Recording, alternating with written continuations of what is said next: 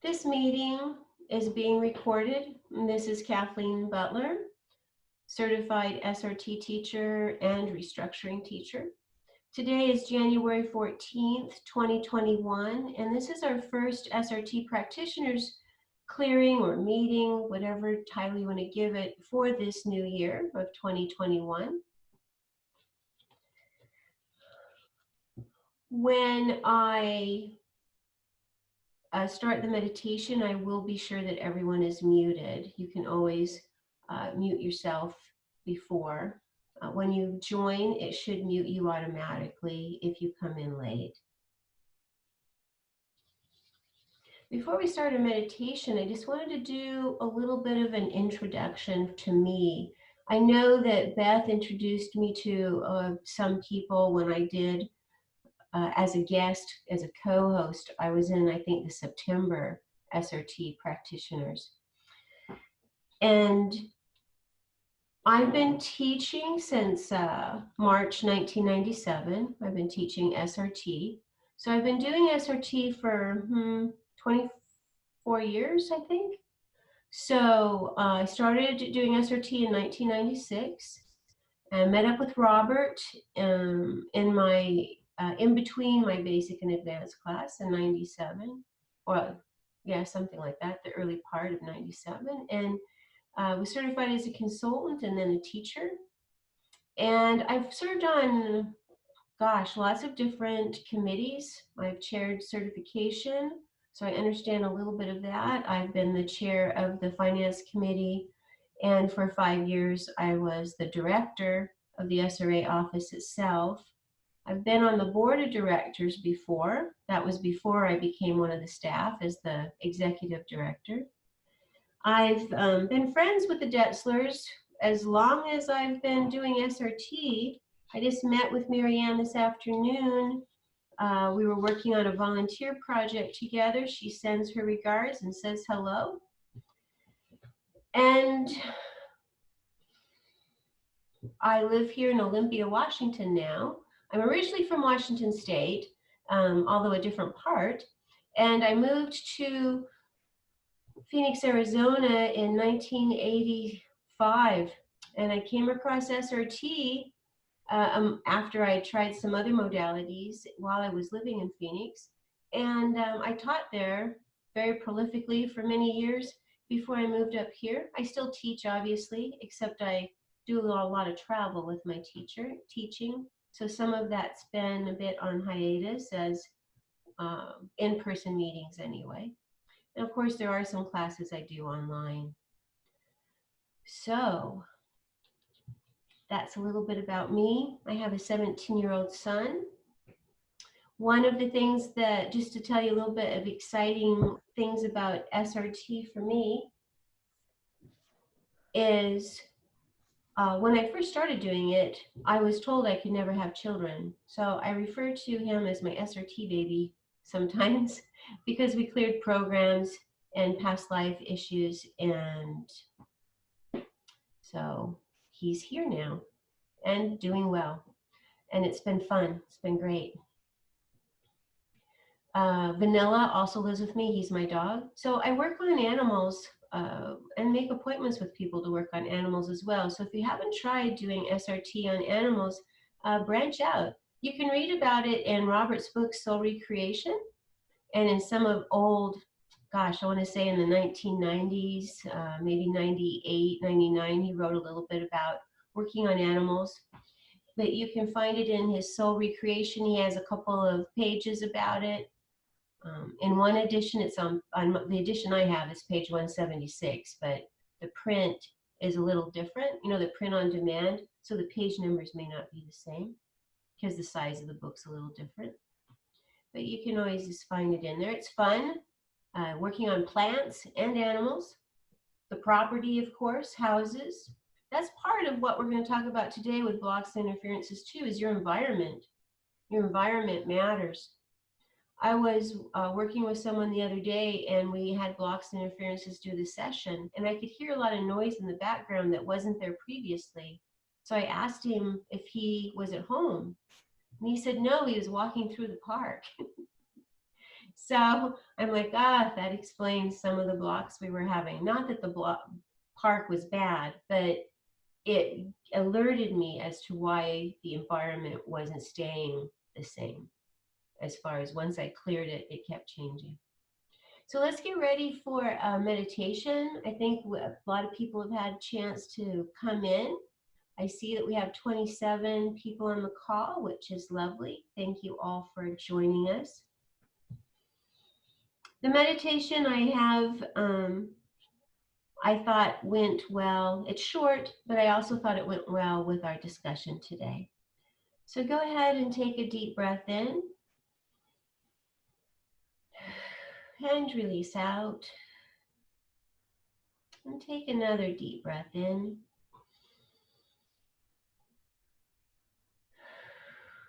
And release out. And take a moment just to feel the support of the chair, to feel the support around you. Maybe the support comes above or around, and it's more than just the floor. It's more than just the chair. And breathe in and breathe out.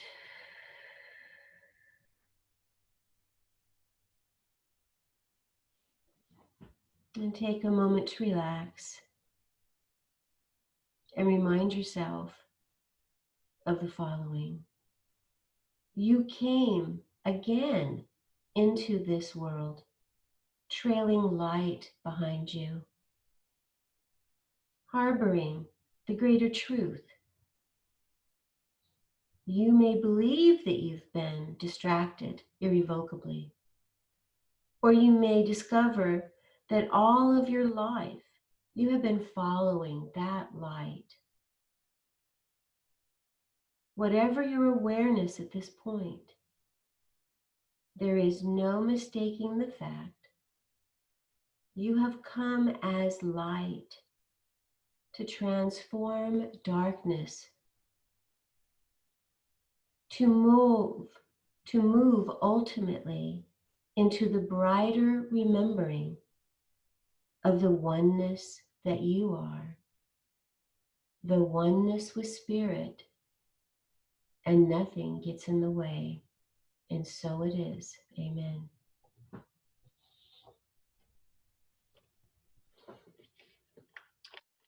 So this one time, that was given to me by Robert and Mary Ann as a reminder that I was coming into more of my truth. We can have blocks and interferences on and off throughout our practice. It's not that you'll never have them, or hopefully, perhaps moving forward, you won't. It's more about having the skill to witness and recognize what's going on. So I wanted to talk a little bit about that. One thing, when I was having difficulty, I'd probably been doing SRT for maybe about 3 or 4 years. And Robert said, well, I told him I like to say that spirit and I are one and we work as a team. I really liked that as my meditation and my intention. And he suggested that I change it to say, spirit and I are one and nothing gets in the way. And it helped because intention creates, right? So when you sit down to do your work, what is your intention? We covered this a little bit with Lisa Koo as we talked about setting an intention. But if you sit down to do your SRT work, or let's say other modalities, and what if your thought is, I hope I don't get blocks and interferences, then you've just set an intention to have blocks and interferences. So being aware of your thoughts is very helpful. It's part of your energy management. Being aware of your feelings. Maybe you don't have a particular thought. You're like, well, I feel like everything's there, but you might feel maybe a fear. And maybe there's a belief you're unaware of. I find one of the more common blocks and interferences that people don't think about is their own beliefs.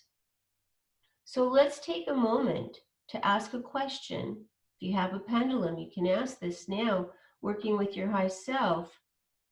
Do you have any beliefs that are limiting you? Yes or no? Do you have any beliefs that are limiting you? I got yes. Okay. I was aware of it, actually, before I even asked. Okay. If you want to know the energies of the beliefs, you could go to 6A because we're asking about it blocking you. Or you can ask, on what chart would I find it?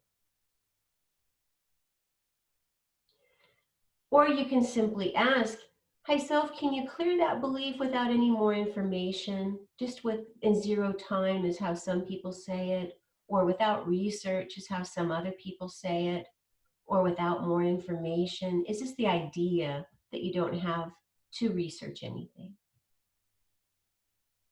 or to identify anything? If I believe a client is too difficult to work on, I will have blocks and interferences to working with that person. If I believe I'm unworthy of receiving or channeling, then I will block that as well. So your beliefs are an important part of who you are and your life expression. Robert often said, our beliefs can block us more than our programs.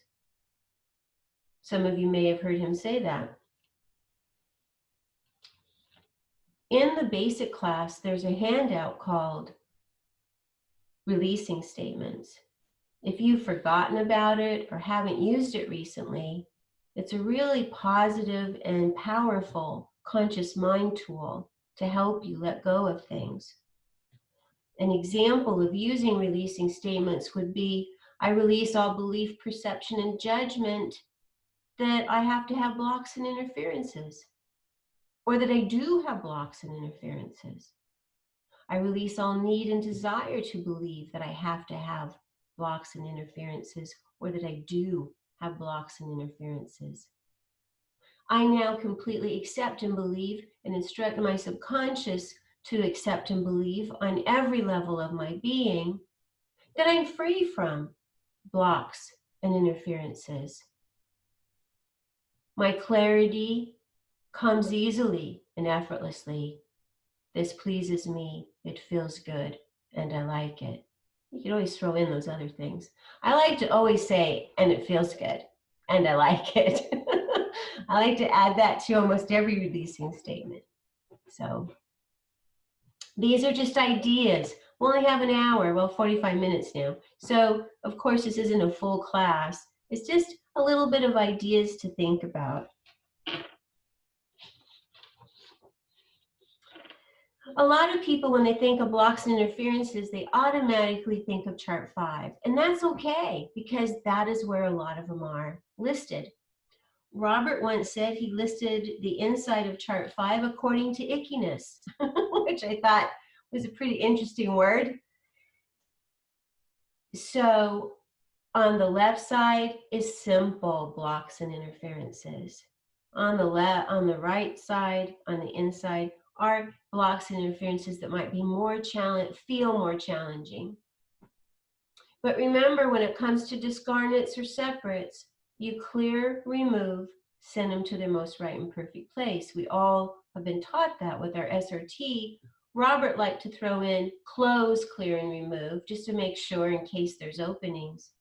So this evening, as I was sitting down to work with you as a group, I asked how long to prep us as a group. And there were blocks and interferences to prepping us as a group. So I asked why, and I got openings. So openings are not always on the physical property. Sometimes people have openings in their aura, or they might have an opening in their physical body, which is kind of sort of like their auric field. I mean, the physical body does make up, you have 7 auric fields. So when you get other on the inside of chart 5, It could be an opening to other dimensions, so you close and seal it. It doesn't always mean that entities are coming through. It could just be static, like calling someone on the phone and having a bad connection, so you can't get the information, so you hang up and try again. So openings don't always bring entities, but of course they can. But they can be, if it comes up, if you find a block and interference that comes up in a pattern, let's say every time you sit down to work, then you'll want to go to chart 1 and ask why. I asked Robert once, I said, well, if I have blocks and interferences, will Spirit tell me the truth? If I ask why? He's like, yeah, they do. I'm like, okay. So is there a reason why there were openings?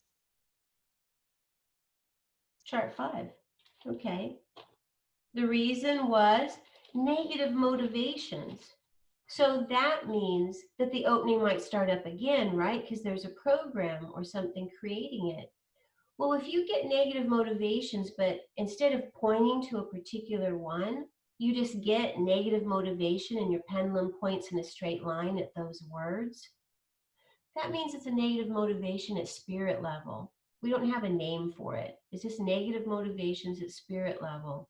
So clearing that is going to make sure that that opening stays, well, not only does it stay sealed, but you're not going to create another one just like it. Because once you close an opening, it stays closed, but you can create more is the point. The only reason you wouldn't be able to close openings is, I won't say the only, but the primary reason would be toxic streams. Think of toxic streams as a river of energy, just for a vision of it. And you're trying to close the door or the window against that strong energy. And you can't do it. It's like a hurricane wind. You can't close the window. So you transform. So you fill the toxic streams with light and love. Make sure that they're completely transformed. They're not going to rebuild. And then you can close and permanently seal the openings. There was someone who contacted me today saying that they are having that type of problem. They can't close openings. So I wanted to share that. So they kept having interference, blocks and interferences. So toxic streams. Well, I think we all understand the items on chart 5. If something comes up over and over, you check why. Beliefs, perceptions, judgments, we talked about that. You know, if you get blocked in interference, neutrality is important. That's one way we block ourselves is through judgment. You're not getting correct information. Why? Maybe you have judgment on the question or judgment on the answer and you don't know it. Maybe you're working on someone else. Some of the best advice that Robert gave me, at least at the time, it felt like the best stuff and it has served me well, is don't assume that you're the problem. Don't assume that you're the one with the blocks and interferences if you're working on someone else. We just talked about property a little bit. Maybe your house had openings. Maybe the place where you're doing the SRT session has toxic streams. In your prep to work, your high self should include clearing the property where you're at during the session. So ask if your high self is including that in your prep to work. You should get yes. If you get no, ask them to get educated so that they always include your environment in your prep to work.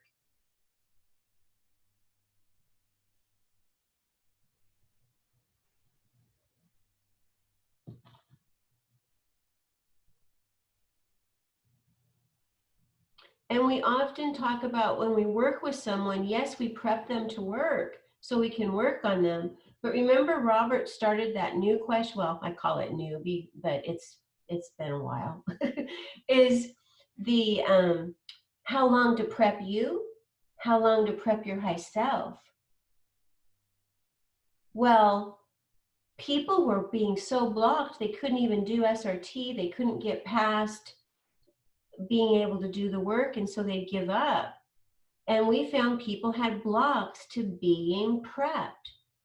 So That is a very vital question for you, your client, both your high selves. So don't skip that one. Some people like to skip questions. I'm telling you, don't skip that one. I just have a couple more points before I'm opening it up to discussion.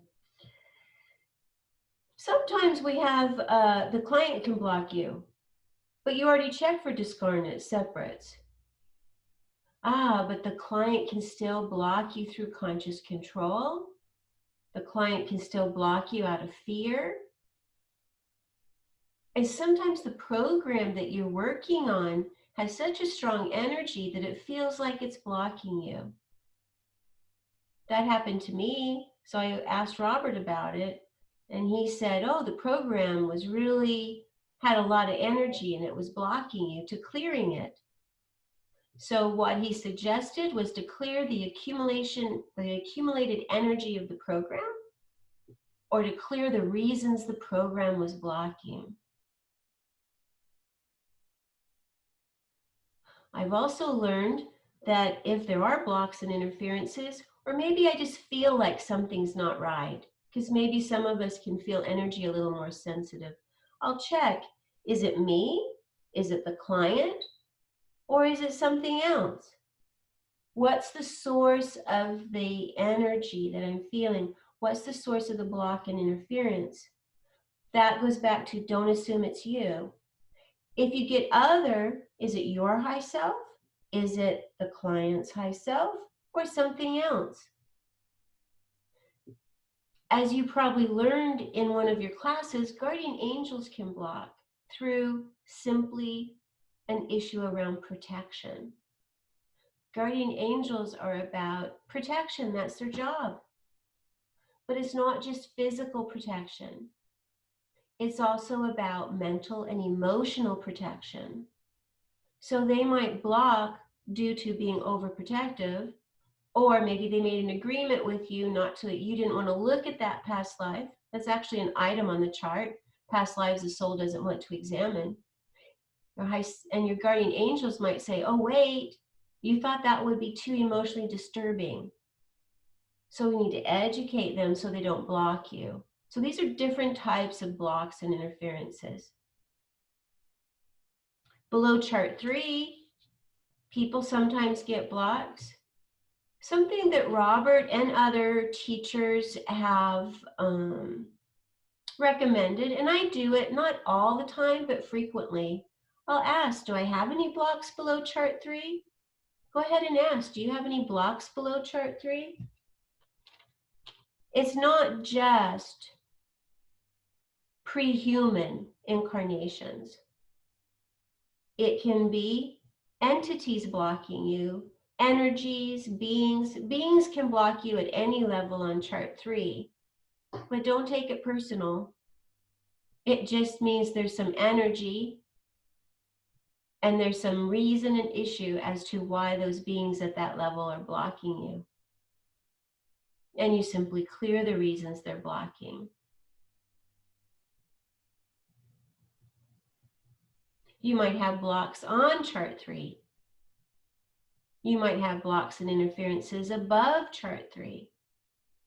So for a long time, as part of the prep to work, people would ask, are there any blocks and interferences below chart 3, on chart 3, or above chart 3? We've summed that up in the current prep to work, where we ask, I like to reword it a little bit and say, can you give me a forever infinite guarantee that all blocks and interferences have been cleared? That works for me really well to phrase it that way. Forever infinite guarantee that everything's been cleared.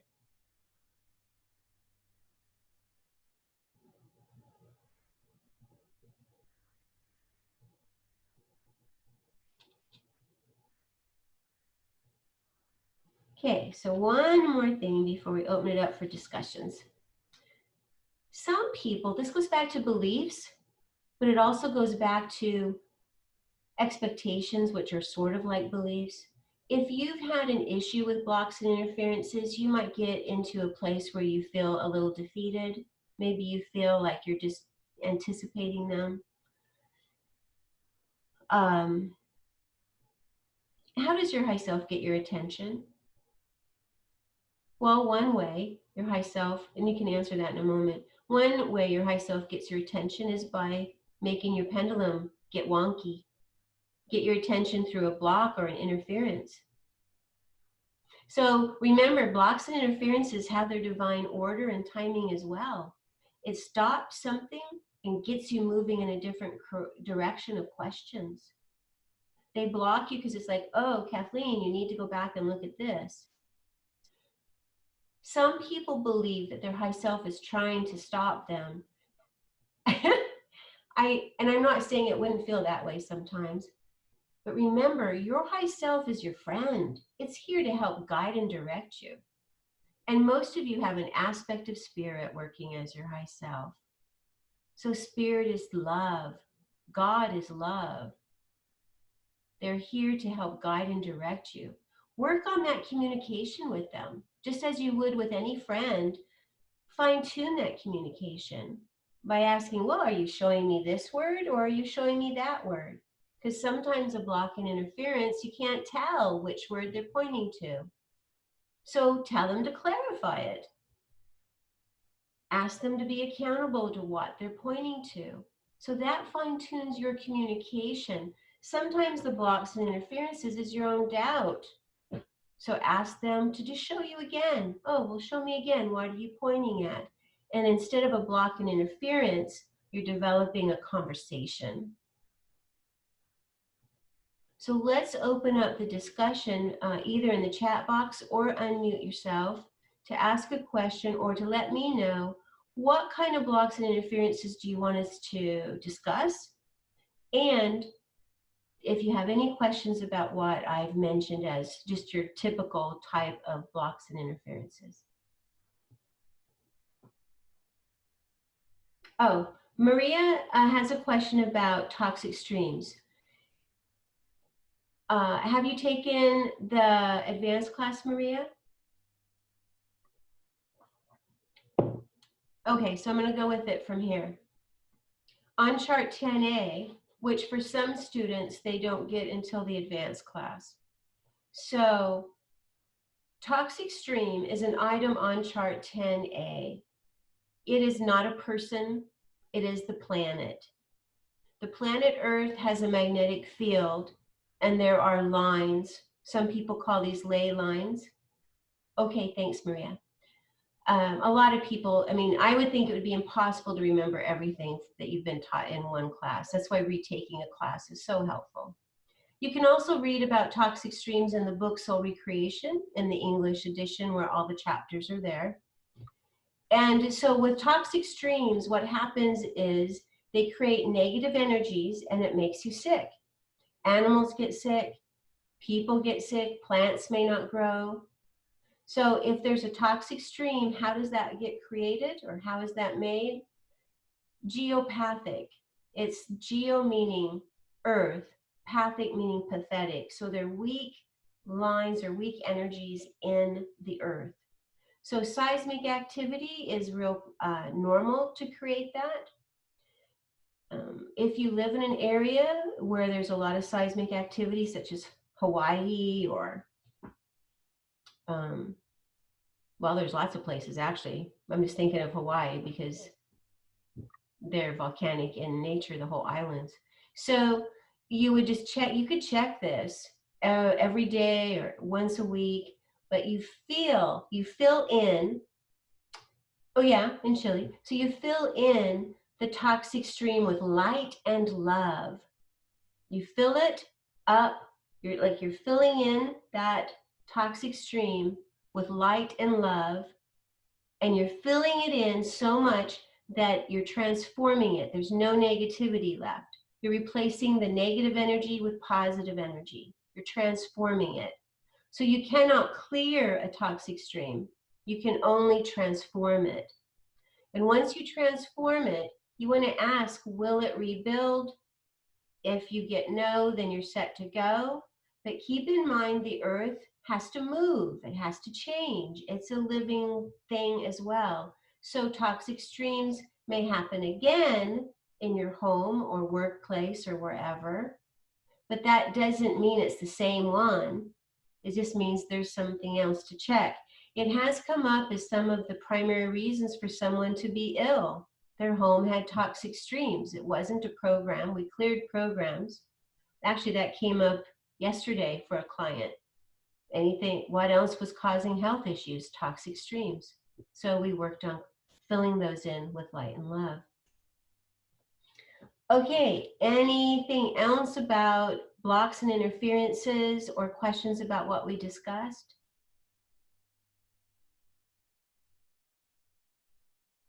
I can always go on if no one. Yes, Rose. Unmute yourself, please.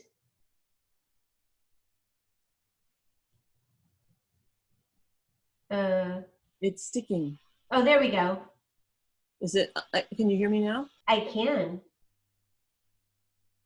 Nope, now I can't. It went away. Ah. Oh, there we go. Stay right there and talk. Don't move your head. Okay. Is this okay? Yeah. Okay, good. Something like alarm bells went off in my head when you said the sentence. So if you're feeling defeated, or if a client is feeling defeated, you know, in a situation where it feels like this has been cleared before, you know, like a long period in a person's life when it's like when you're swimming in the ocean and you get knocked over by a wave, and before you can recover, the next wave comes. Great. That kind of situation. Can you say anything about that? I can. Thank you for bringing that up. A lot of times when people are doing a session and they see the same item coming up, and they're like, especially self-punishment or something, and they're like, well, I thought we cleared that. First of all, it didn't rebuild. So change that belief system. It didn't rebuild. What you're finding is there's more layers, or it's a different kind. If you went to chart 3, you'd probably find that that same program with the same name is at a different level on chart 3, or it's a different level. So one thing you can do is if something comes up a couple of times, I do it like even if it comes up 2 sessions in a row, I'll ask myself, can you give me a forever infinite guarantee that all of that has been cleared? That's different than asking what percent. I'm asking for a forever infinite guarantee that you've cleared everything with, let's say, self-punishment. I can also go to chart 1, which is what I often do, and ask, is there a reason why this energy keeps coming up? And sometimes they'll just take me back to the energy. And I'll say, okay, there's just more of it. Yeah. So when I first started learning SRT on 6A, I would get taken back to a word over and over. And when I asked Robert about it, he said it was because the client had it times 6 times, or it was like a whole bunch, excessive. All right. So they may not show it to you that way, but if an energy comes up again, always verify that it's completely cleared. Ask if there's any other reason for that particular item to come up again. You're just really fine-tuning to make sure that they can give you a guarantee. Does that make sense? It does. Yeah. Too many people think it's rebuilding, and that belief keeps them from finding the solution to more, their fact that there was just more. And remember, the client's in charge of their healing process, right? So they may not want to clear it all at once, but we can always educate their soul and see if they'll release it. And I have some comments here that I'm going to go to. I have another part of that. Should I wait? Yes, just a moment. So someone was asking about loyalty programs from ancestors. I'm assuming you're asking, is that a reason something would come up again? And I'm going to say no. I get no. If someone does have a loyalty program, it's usually to soul family. It could be ancestors, but what that translates in my mind is you have blocks and interferences from your ancestors.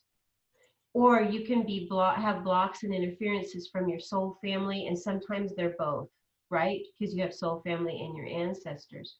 So be sure that you clear any programs to get blocked by your ancestors or soul family, if that's coming up. And then, Rose, what was the second part of your question? Well, the situation is like, I can think of a few people, like, is this, as one person said, are these things in my life because I need to learn them and I just need to outlast the rough situation? You know what I'm saying? Like, Yeah. like Vivaldi wrote great music, but he had a terrific medical problem that dogged him his whole life. And are there times when somebody, that's just part of what a soul's got to learn in that lifetime and not something to clear? Well, keep in mind, when does your free will start? Your free will starts before you're born. So why did you pick that challenge? Why did you pick those experiences? We can go back to there. But let's go back to what's the purpose of incarnation? Enlightenment, learning and growing. A lot of people say, well, why should I clear programs? Aren't I here to learn? You're not here to suffer. Get rid of that belief. You're not here to suffer. You're not here to be punished. You're not here for lack. But what we're finding, and what you may be finding, Rose, with your clients, is that those ones that feel defeated are unwilling, well, I won't say they're unwilling, they've had challenges letting go of the programs that they've already learned it. So this is really what happens is you get an A+, you learned it, awesome. But then you incarnate again and go, I think I want to do that again because there's just this little thing I think I should tweak. And then you're boom, back in it. So how do we create programs? Is through judgment. And a lot of that is self-judgment, where we don't feel we're worthy to let go of it. So keep this in mind. All of you have gotten A+, but you're still not believing that you can let go of the whatever struggle it is or the work. So instead of thinking of it as struggle, think of it as work. You're working. You're here for enlightenment. And yes, we can have challenges in life. And sometimes we're here to learn not to be reactive. And we're also here to learn to clear our programs. So I hope that helps that question. Thank you. And then just a moment. Well, yeah, that's the point, Karen, is that programs can have its roots. She's saying maybe the reason they're repeating is a copy or it has its roots in past lives. Absolutely. Programs often have, I think over 90% of what's going on for us is in, or more, has its roots in past lives. And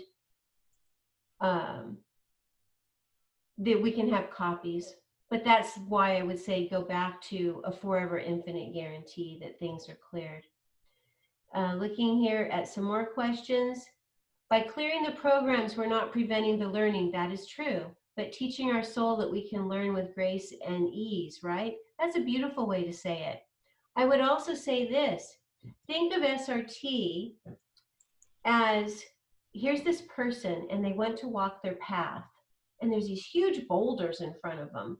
And little boulders, but there's like this avalanche of rocks. They cannot walk their path. So with SRT, we remove those boulders. We get rid of those boulders. We get rid of those rocks. But the person still needs to walk their path. But now it will be easier because the road is open to them. The program's not keeping them from achieving what they've come to do. Does that make sense? Yeah.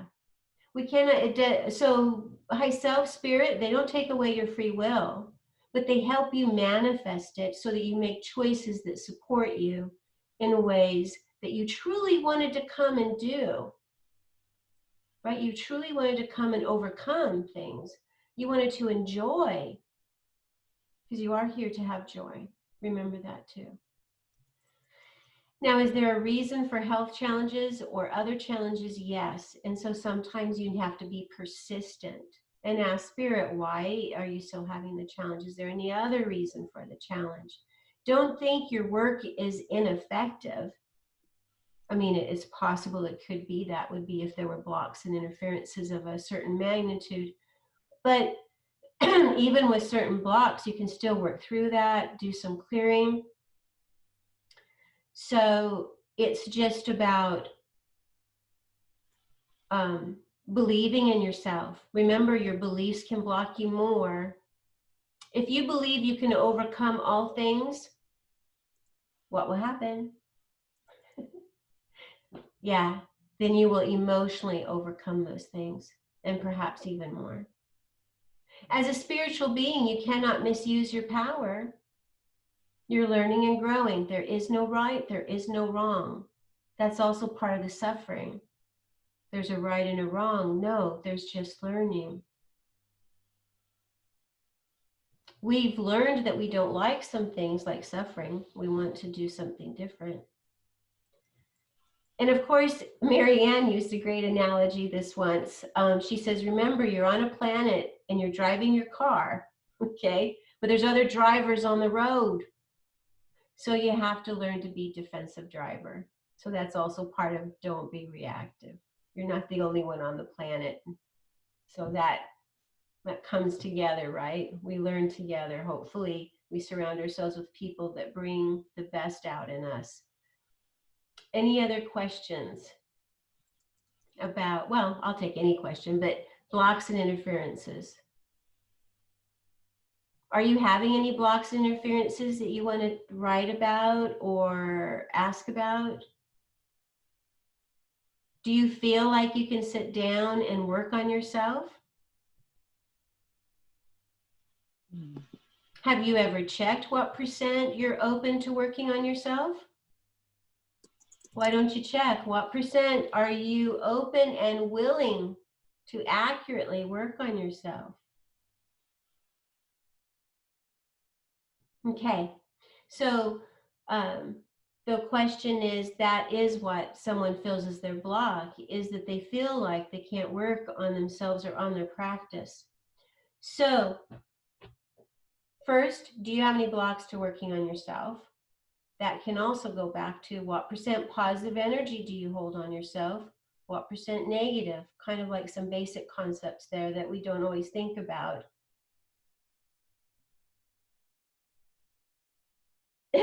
Okay, if you got less than 100% to working on yourself, ask your high self and spirit to clear that. I doubt you need to research it, but it's possible. Usually it's just cleared up. It's usually a judgment. The other thing is when you're sitting down to work on yourself and others, remember your neutrality. 17 times 3, I'm going to type it here in the chat box. It's a power code for neutrality. So it's really helpful to remember that. You can also simply say, hey, Spirit, put me in a neutral zone.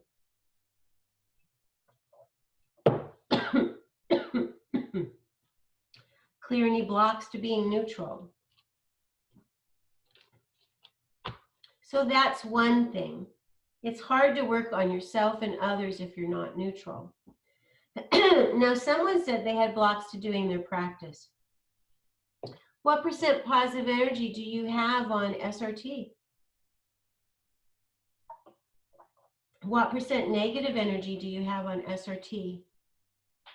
If it's not 100% positive and 0 negative, you will most likely have blocks to doing the work.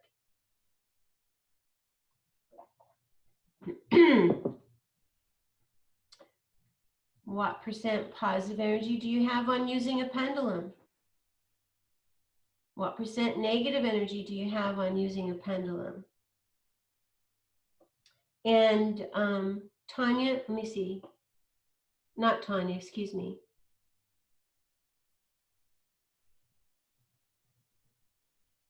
Hold on. Going back up here on some notes. Okay, it is. It was Tori. Tori, check. Be sure you check what % positive energy on using the pendulum and also negative. I clear these with my students in the basic class because it will get in the way of them doing SRT. Okay, so Sage says she's also blocked to going further into your practice. So let's take this with the SRT method. I'm going to go to chart 1 and I'm going to ask why does she feel blocked? Now remember, your feelings are always accurate. So I'm not going to say why am I blocked to going further, because maybe I'm not. Why do I feel like I'm blocked to going further into my work? And what came up was chart 5. Sage, I'm checking that for you. And I get negative motivations. They gave me a couple of negative motivations to look at. I asked if they could clear it without research. I got yes. So then you'd want to go back to chart 1. Is there any other reason why I feel blocked to doing my work? I think it's important to also check what % positive energy do you have on working with others? I think that might be the trick too, Kathleen. Yeah, Yeah. very Thank important. you. So, because a lot of you are saying you feel sluggish, sometimes your work feels a little lazy, that you don't get very quickly through things. So sometimes if it feels lazy, a lot of times that's conscious control, not just yours, but the client. So I'm going to go back to chart 1. Is there another reason, or is there a reason why this person feels that their practice is lazy? Yeah, they didn't take me to conscious control, but they are taking me to 6A. Low self-esteem. Low self-esteem means you're settling for less. You don't believe you're worthy of more. You'll take the burnt toast, which means the really slow session. If something's moving slowly, I tell Spirit to speed it up. I tell him to clear the reasons why it's going slowly. Remember, you're working as a team. You don't have to sit there and look at your pendulum, and just because it's moving slow, you have to put up with that. Just because you're getting blocks, you don't have to put up with that. Do you see what I'm saying? You're putting up with it because you've not told high self that doesn't work for you. That's not a good thing. You know, I don't like that. If it's the client that's blocking you, then you need to educate everyone's high selves and perhaps the client's soul as well as your own to say, hey, a releasing statement might be good, but you can just say, hey, clear the reasons why it's moving slowly. A couple of times, different reasons, I would tell Robert, well, it's taking forever to clear this program. He says, tell him to get some help to get it cleared up. That they don't have time and space, but you do. You don't have 3 days. They need to get help. They need to get it cleared up. They need to make it quick and concise, and make that your intention. As you make that your intention, your work becomes more concise and streamlined. Okay, so what if you get that it's not 100% that you can work with? I'm not sure if that was self or others or using a pendulum. They just said, what if it's not 100%? Then you ask your high self, can they clear the reasons it's not at 100%? And you get yes. Can they clear it without any more information? They can just take care of it. If you do need something else, then go to chart 1.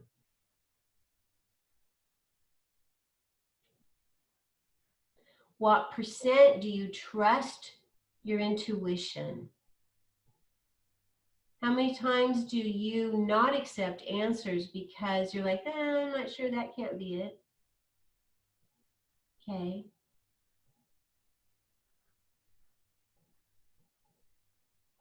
Sometimes people feel really physically drained after they do the work.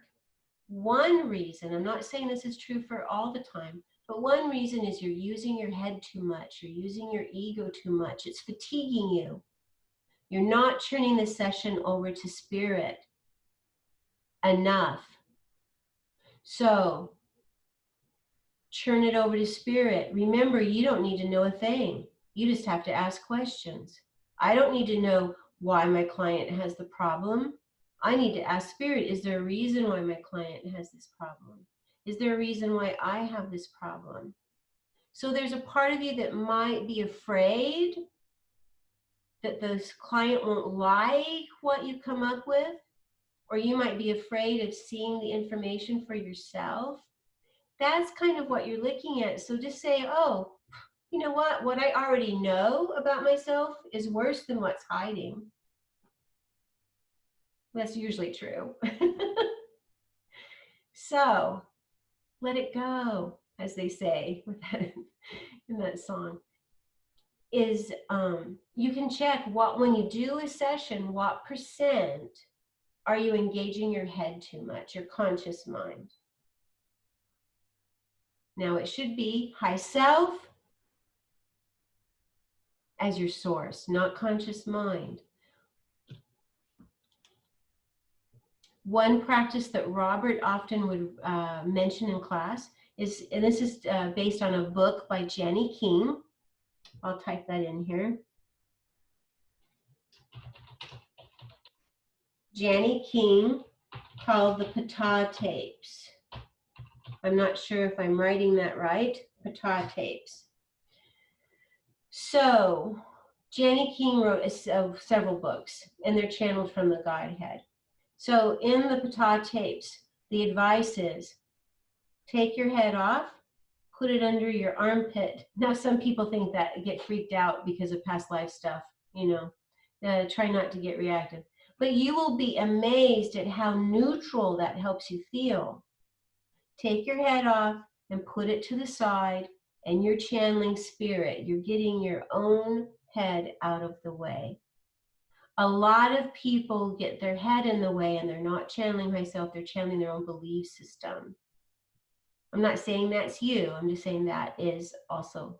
And you're laughing, so I hope that you can see that actually felt different, didn't it? Take your head off. It feels different. I love that. Okay, I want to make sure I'm getting everyone's questions as we're coming to an end.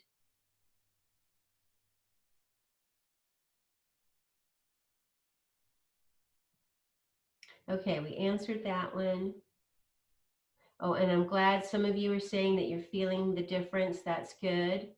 Oh, I think I got everyone's comments that were typed up. Do you feel more neutral? Do you feel more in control of the session? You're not really, when I say in control, I mean grounded in it, focused. Do you feel like you can move forward with more clarity working on yourself? Remember, at any time that there's a block or interference, you can ask Spirit why. Or you can simply clear it if you don't need to know why. Give up the need to know why. Sometimes knowing why just gets your head engaged, right? Do you really need to know? Maybe you do. But I asked, can you just clear it without any more information? Then I don't need to know. I could always go back and ask, would it help me to know? If I get yes, which I did, okay, what is it? Chart 5. An imprint of brain damage. Thank you. That is a really common block and interference. It's on the inside of chart 5. So what does that mean? That means there's something wrong with me. I can't do this. I wasn't born with the right clarity. I wasn't born with the right tools. That's the type of message imprint of brain damage is. It means there's something physically wrong with me. I'm not good enough. I'm not smart enough. And it's because I wasn't born like other people. Well, that isolates you for one thing, but two, it's not true. Everyone has the ability to channel. The clarity depends on our belief system sometimes, but your intention. So you sometimes have a block and interference. I once had my high self have an imprint that I had to clear. It was blocking information. That was a long time ago, but just a note that high selves can, all beings are learning and growing. Spirit is assimilating changes, hopefully as faster than we can bring them up, right? So another block in interference is sometimes people forget that once you get into the Godhead, you don't need guides. They're middle management. So they start at spirit status, just like guardian angels do. But unlike a guardian angel that can serve in any level above spirit status, your guide stops right below the Godhead on chart 3, around the right below Supreme Council and around the 2000th IM level. So it's in the IM levels. So their job is to show you the way and then say, bye, I need to go help someone else get here. There's other people you're going to work with. They're great. And if you don't let go of them, then you're creating a block and interference for yourself. So just information that sometimes if guide comes up, check if there's one hiding or if they have a guide. Because if their level of consciousness is in the Godhead, it is a block and interference. And I had one student who had a lot of blocks and interferences, and it ended up being a guide like that was hiding. We're coming to a close for our meeting today. You had some great questions. I really enjoyed your energy. I've enjoyed you participating. And some of you stayed up so late to make the call. Oh, I don't even know if I could say late. It's like early morning.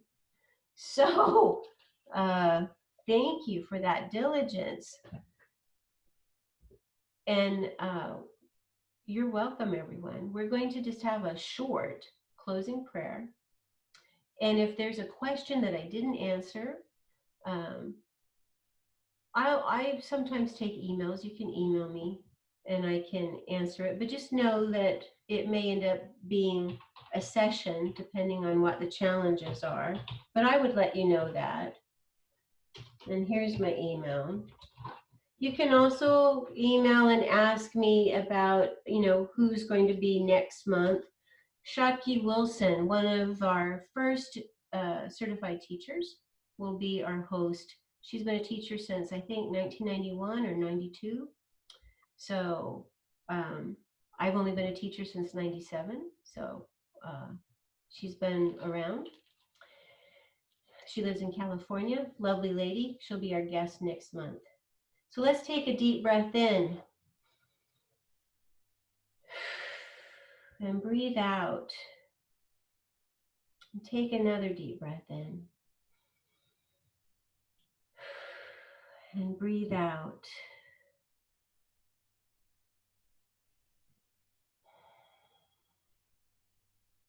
And allow that inner peace to spread.